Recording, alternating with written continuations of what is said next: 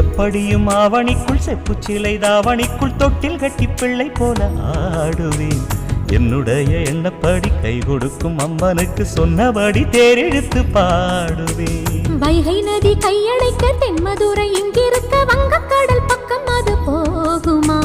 நட்ட நடுச்சாமத்திலும் பட்ட பகல் வேளையிலும் நின்றிருப்பேன் உன்னுடையதாகமா? மாம்பூவே மாலை வேளையில் மடி சேரு தாகம் தீர்க்கிறேன்.